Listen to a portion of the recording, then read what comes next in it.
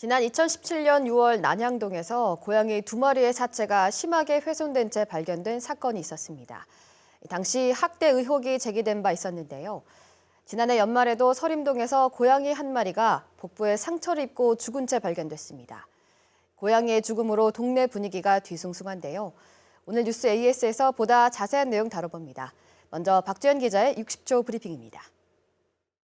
사건이 발생한 건 성탄절을 하루 앞둔 지난해 12월 24일이었습니다. 이곳 서림동의 한 주택 계단 밑에서 고양이 1마리가 죽은 채 발견된 건데요. 길고양이들에게 먹이를 제공해온 한 캣맘이 보호하던 고양이였습니다. 이 고양이의 죽음을 두고 누군가 학대한 것 아니냐는 의혹이 제기되면서 지역 주민들이 불안감에 떨고 있습니다. 배가 하려고 오면 봤어요. 금방 주는지 천장을 안 튀어나오고 배가 장기 간 것들이 그대로 보이고 뭐 떨려서 어찌 할 수를 무섭고 떨리고 두려워서 어찌 할 수가 없고. 고양이 허리 사타구니 그쪽으로 그 날카로운 거에 어떤 손상을 입었어요. 그 어떤 형태로든 철사가 몸에 감겨 있기 때문에 그건 사람의 일이라고 볼 수가 없죠. 동네 곳곳에는 보시는 것처럼 동물 살해범을 찾는다는 내용의 현수막과 전단지가 붙었습니다. 이처럼 뒤숭숭한 분위기 속에 수사에 나선 경찰의 대응이 다소 미숙했다는 목소리도 나오고 있는데요. 고양이의 죽음을 둘러싸고 불거진 문제들, 스튜디오에서 보다 자세히 전해드리겠습니다. 네, 스튜디오에 박주연 기자 나와 있습니다. 박 기자 어서 오세요. 안녕하십니까. 네, 브리핑에서 언급하셨듯이 고양이가 죽은 채 발견되면서 동네 분위기가 좋지 않은 것 같은데요. 이 고양이의 죽음을 두고 학대 의혹이 제기되고 있다고 하셨는데 어떤 이유에서일까요? 우선 이 고양이 사체는 복부에 상처를 입은 채 발견됐습니다. 문제는 철사에 감긴 채였다는 건데요. 60초 브리핑에서 수의사가 언급하셨지만 이 상처 부위와 이 철사를 미루어 짐작해 볼 때 사람이 고의로 버린 짓 같다는 추정을 하고 있습니다. 고양이 사체 발견 장소가 이 고양이가 생전 드나들던 곳 중 하나라는 점 또한 미심쩍은 부분 중 하나인데요.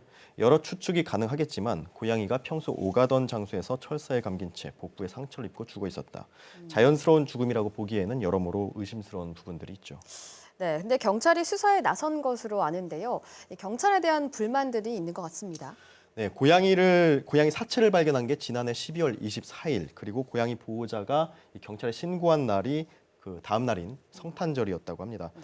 그런데 신고자 가족에 따르면 이 현장에 나온 경찰은 그 현장만 둘러보고 돌아갔다고 합니다. 네. 그리고 27일에야 고양이 사체를 수거해서 농림축산검역본부로 이 부검을 맡겼다고 하는데요. 이 과정에서 신고자에게 고양이 사체를 묻어도 된다고 하는 등 다소 이해하지 못할 말들을 했다고 합니다. 근데 고양이의 사인을 파악하려면 사체가 더 이상 훼손되면 안 될 텐데 이해가 조금 안 되네요. 그렇죠. 거기다 고양이 사체가 발견된 게 24일이고 신고일이 25일인데 이 며칠이 지난 27일에야 고양이 사체를 수거해서 부검을 맡겼다는 점 또한 이해가 안 되는 부분 중 하나입니다. 네. 신고자 가족에 따르면 24일부터 26일까지 고양이 사체가 발견 장소에 그대로 방치됐다고 하는데요. 26일 저녁에야 이를 보다 못한 신고자 가족이 박스를 구해서 이 박스 안에 사체를 보관했다고 합니다. 이 때문에 그 신고자 가족들은 경찰이 사건을 너무 가볍게 대한 것 아니냐는 불만을 갖고 있는 거고 초동 수사가 부실했다고 생각하고 있는 겁니다. 네, 경찰에 대한 불신이 점점 커진 것 같은데요. 지역 동물보호단체도 이번 사건을 주목하고 있다면서요. 맞습니다. 그 관악구에는 현재 회원이 1,000명 정도 되는 것으로 알려진 관악 길고양이 보호협회가 길고양이에 대한 인식 개선을 위해 활동 중인데요. 사건 직후 서림동에 동물 살해범을 찾는다면서 현수막과 전단지를 부착했습니다. 어찌 보면 민간단체가 완곡하게 경찰의 철저한 수사를 촉구하는 듯한 모양새죠. 한편으로는 이번 사건이 그 사람이 벌인 일이라면 다음에는 사람이 범죄의 대상이 될 수도 있는 것 아니냐는 우려의 목소리가 나오고 있을 정도로 주민들이 불안해하고 있거든요. 네. 물론 이번 사건이 사람이 벌인 짓인지 아닌지 여부를 현재로서는 속단할 수 없겠지만 무엇보다도 사건을 철저히 규명하려는 수사기관의 의지가 드러나야만 지역 주민들의 불안감이 해소되지 않을까 생각이 됩니다. 철저한 수사 의지를 보이지 않는다면 이 지역 주민들의 불안은 물론이고 경찰에 대한 불신도 남을 테니까요.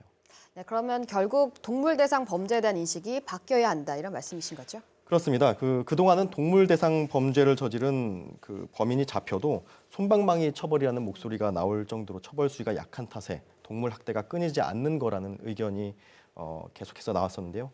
때문에 일각에서는 동물 대상 범죄에 대한 수사기관과 사법당국의 인식을 제고하고 또 법적인 처벌 수위도 보다 높여야 한다는 주장이 지속적으로 나오고 있습니다.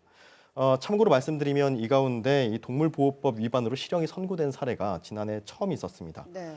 동물보호법이 제정된 게 1991년이니까 제정 이후 거의 30년 만의 일인 거죠.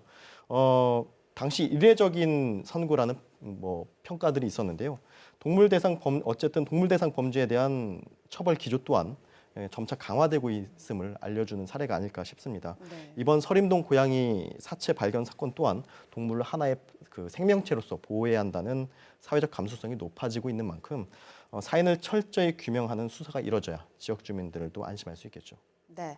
이 고양이 사체 발견 사건이 부른 지역 주민들의 불안과 경찰에 대한 불신, 씁쓸함이 좀 남는데요.